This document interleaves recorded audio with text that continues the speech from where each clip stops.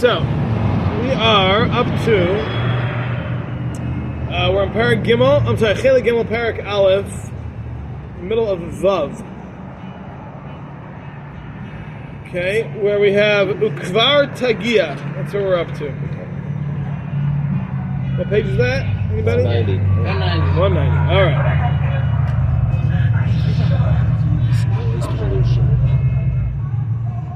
All right. So here we go. Ukvar Tagia Adam Haidaya V'Gilu Eisen. So it will come to a person a knowledge, information about that which will happen to him in the future. Meaning to say that through this process of dreams and the contact that the upper parts of the neshama have with the spiritual realms, a person can be given some information about their own future, about things that will happen to them. And this can happen when Hashem decides this is what needs to happen. That something, some piece of information will be made known to the neshama through one of Hashem's servants, one of the varying levels of spiritual powers, malachim, whatever they may be. And then that will travel down all the way till the nefesh. And then a picture will be drawn in the person's imagination. Either hidden or clear. Based on what Hashem's wisdom decrees. Okay? So, as we've explained, a dream can be a means of communication that Hashem will give someone information about themselves, about their future, about something that is really not accessible in the physical realm. But when a person sleeps, the upper part of their neshama ascends to, or can ascend to, the spiritual realms, and there can be given information. And that information can then be transmitted down to the physical person, and that can play out in their mind. And we said sometimes this is going to be more clear, sometimes it will be less clear. And this is all based on Hashem's decision to pass that information on, and exactly how He's going to pass on that information to the individual. And about this, the Torah says,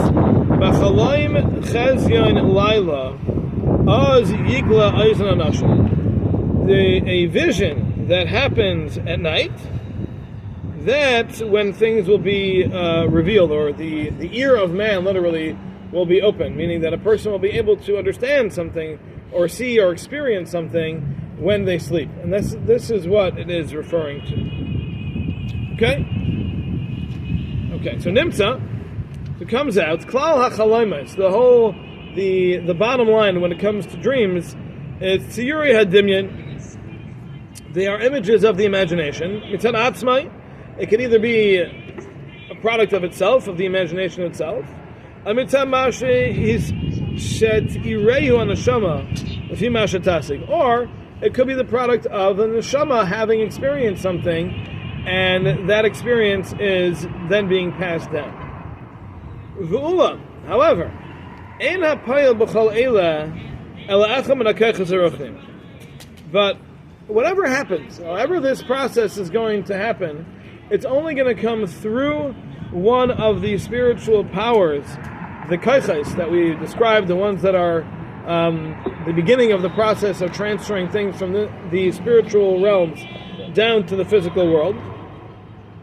Shemaidiyal and neshama, that one of those kaichas will let the neshama know, and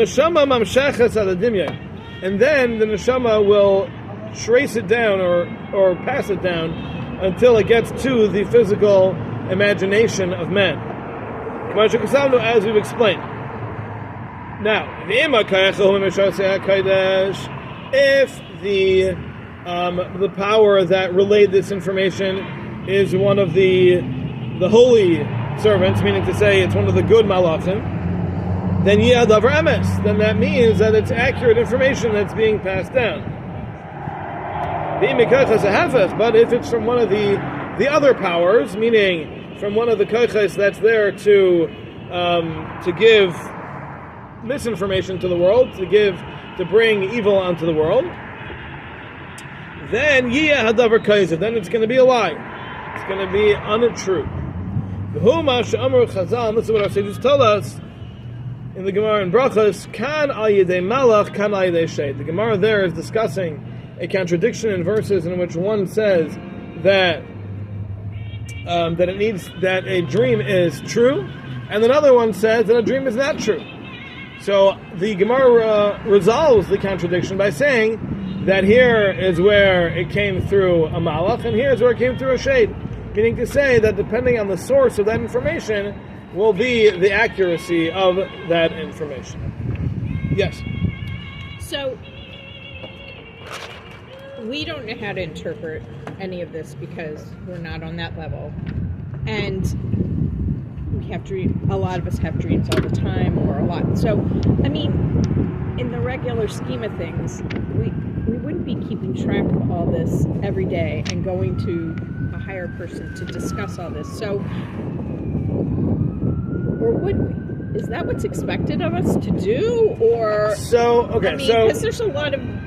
That means we can have a lot of information coming through. Some could be wrong, some could be right. Has to be interpreted the right way. So what does this mean? Okay, so your question is, what does this mean for us practically today? Yes. So the answer is that generally speaking today, we do not give credence to dreams. Now, if it's a good dream, and you've got some good information there, by all means, embrace it. If not, ignore it. The vast, vast majority of dreams today are merely products of our imagination, the byproduct of thoughts, as we've explained, that have just kind of gone through the mind and aren't fully processed. But if a person has a dream that's a bad dream, and it's sticking around and it's really bothering them, then there's a process that we can go through called a Tavas Chalaim, in which we can reinterpret that dream in a positive way and nullify any negative effects that would have come from it.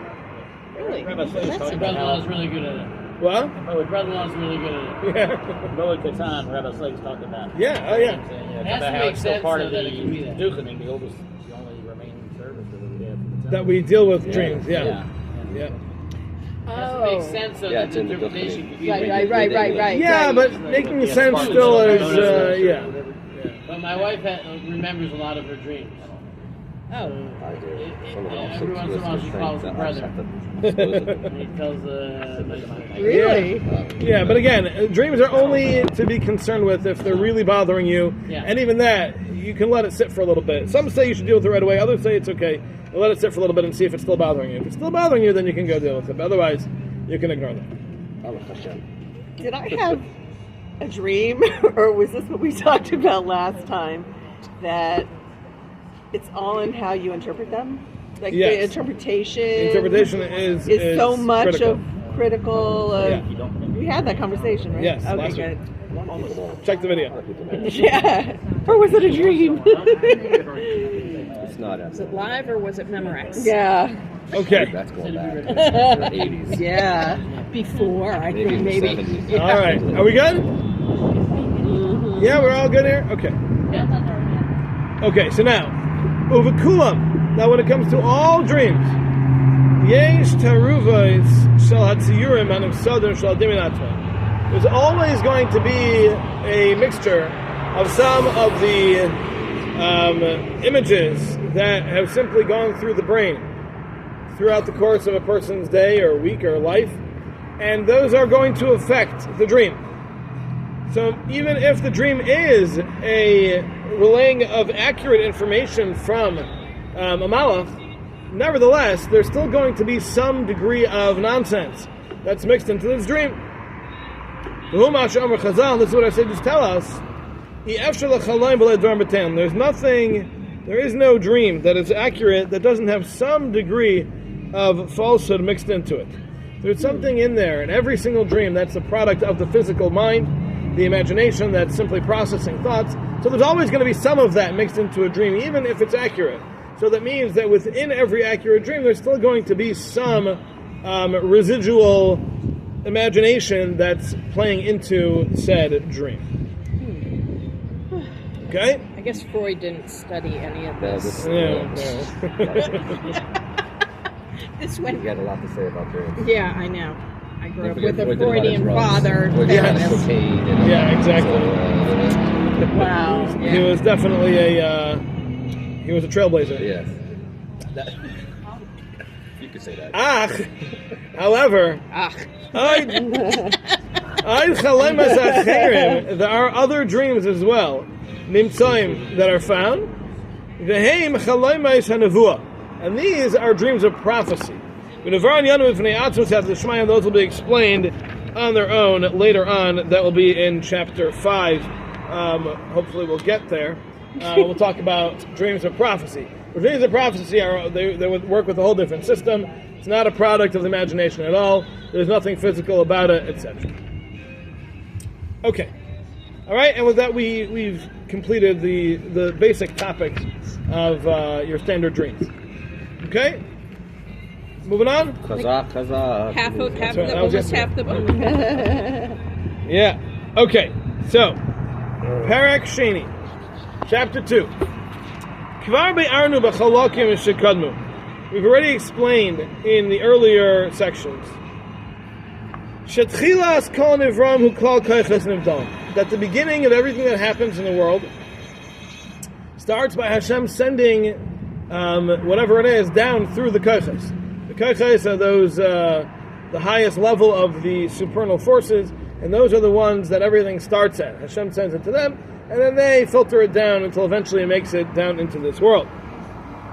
Now those are mesudarim b'seder chachma b'machloket sheduos, and those are arranged in a way of wisdom that Hashem knows exactly how to arrange them. And through them will come down through this chain all of the different things that happen in the physical world, all existence. Everything that happens comes down through this chain, starting with the koiches.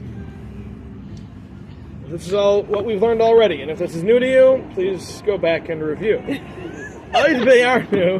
We also explained Inyan koiches hara, the idea of the bad koiches. That those also are the source for all the bad in the world, meaning Hashem also has a need for seemingly bad things to happen in the world, and those also come from the koiches. There are koiches that are specifically there for that. As we learned, those koiches are the way they are because there is a certain degree of obscuring of the light of Hashem, and that obscuring is what allows for the evil to materialize. Yes? Yes. Okay. Oid Be'arnu, in addition, we already explained, She'ikir Amita Samatzius Hanivra, the true existence of everything that exists, Huma Shebesharashim Hanivdalim, is that is in the roots, those spiritual roots. Huma Shebegashmiyim Hu Hemshech.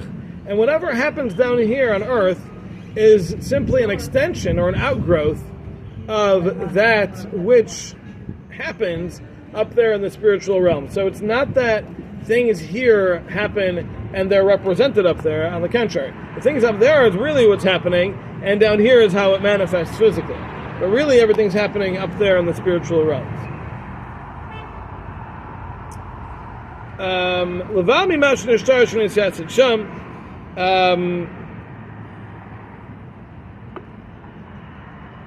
I'm sorry. Hamshach Levad. Oh, they put the comma in the wrong place here. So it reads, Umasha Begashim Hu Hamshach Levad. That which is, that which happens here in the physical world is merely an extension of that which is already rooted and its core is up there in the spiritual world. But the comma just to stress the levad. But the comma should be after the levad. Levad. Oh, minus, saying minus before. Is it on this level, comma? Really, it should be a comma before and after, just to emphasize it. No. Oh, are we Right. farther down? All right. V'ulam, however, sham nisdar v'nispashet masha hayaroi li'nispashet. Over there, up there in the first spiritual realms, is where everything is organized and ordered and spread out, and everything is going to be sent from there. Lafia mitas mitzius and mitzvah v'inyanim, based on the true reality of the existence of everything here in this world. Masharai liyatz b'shirashim, masharai liyatz ba'anafim. Whatever is supposed to be in the roots is going to be addressed and will begin in the roots. Whatever is supposed to be in the branches, the outgrowth, that will happen there. But everything starts up in the kaiches, up in those the higher roots. And Hashem's divine wisdom decided where everything needs to go and extended this power through all these different parts and pieces. Vatika inyana mitzura l'tzura, and it even needs to change. Things will go from one form to another. They'll change from one shape to another. Different things have to happen in different ways, and it's going to look different when it comes down. Even though you might have multiple things that come from the same source, and they're really accomplishing the same thing, but they're going to look different. One's going to be in the form of a person. One's going to be in the form of a tornado. But they're all there to accomplish the same thing. So it might look different to us, but the reality is that the source, the core of each of these things, is something different. And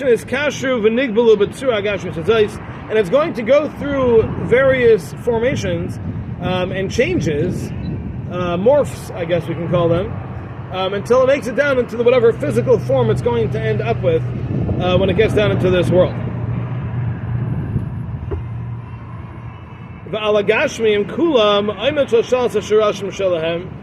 And on every physical entity, there is this chain that goes up above it from itself, going up to, connecting it to the kaiches all the way up on high.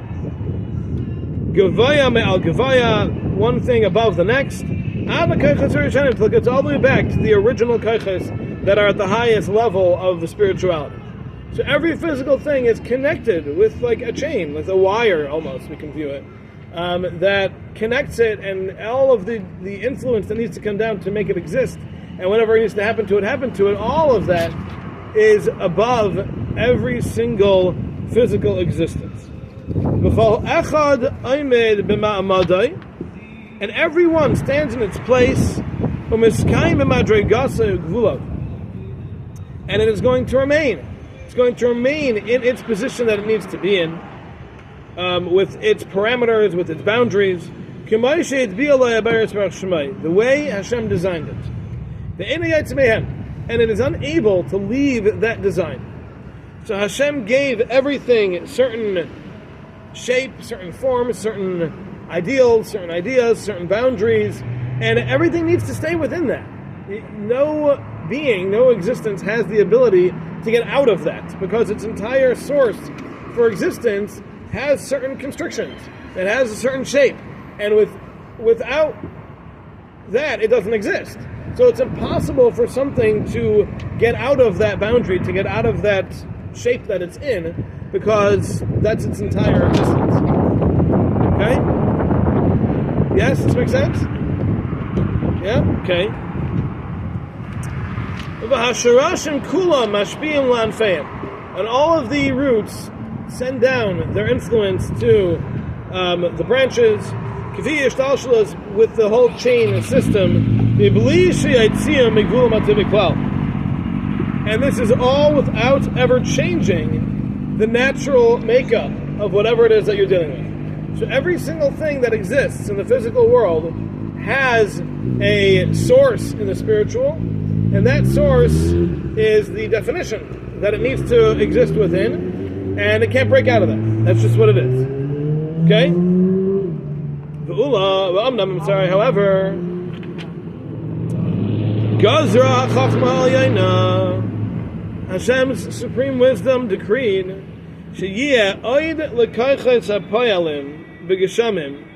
that there should be another way for the physical things to happen, to exist. Mitzios pe'ula shaloi keseder shtalshalos. There is the opportunity for something to happen to a physical being that is not within the confines of the whole chain system. Dahainu, meaning to say, sheyifaluhim atzmam begashmius, that they themselves will work within the physical realm. Pe'ulos misyachsos l'chukam, an action or an activity or something that is relating to its own laws, and not to the physical laws.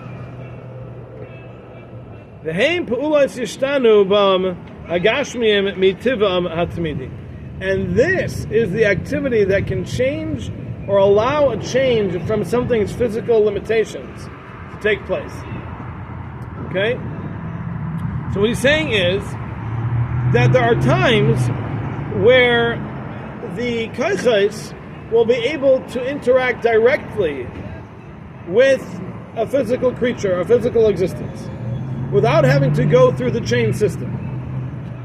So normally the way it works is that something happens all the way up at the beginning in the kaichais, and then it goes through and it gets filtered lower and lower and lower. It takes a form until eventually it becomes a physical thing, and that's what exists here in the world.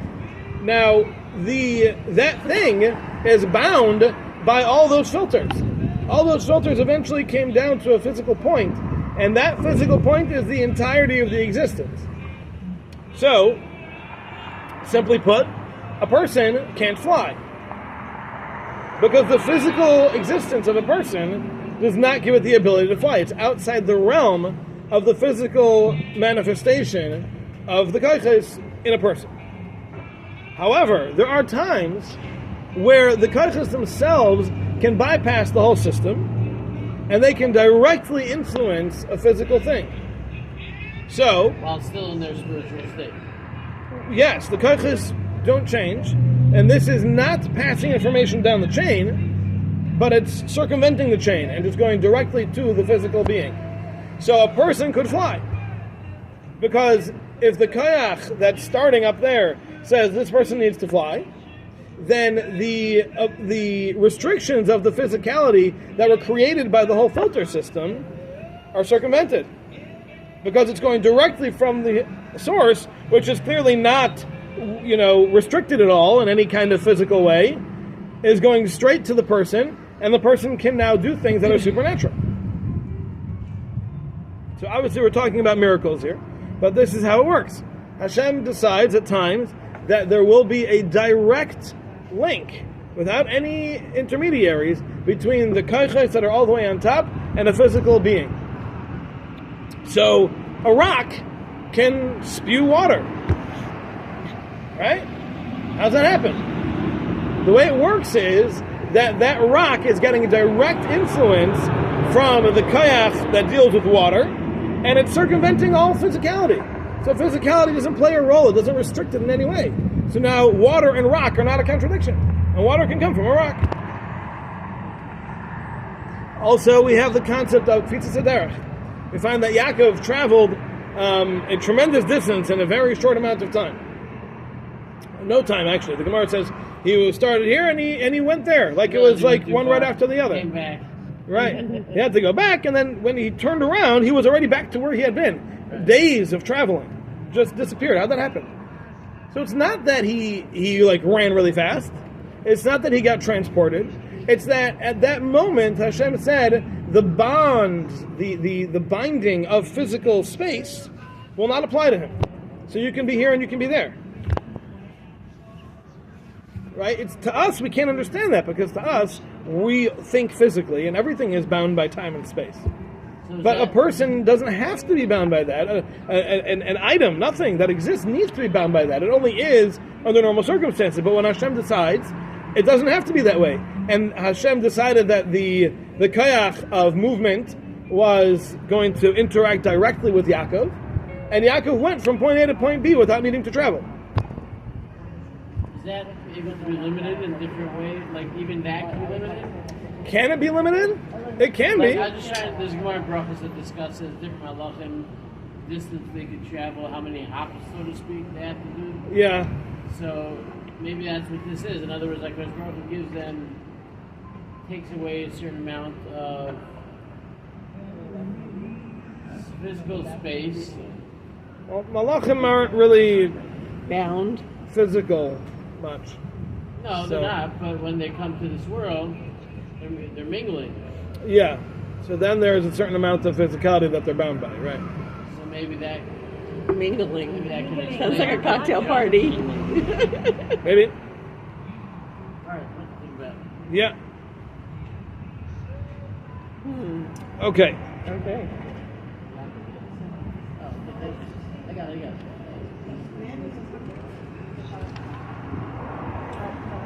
Okay.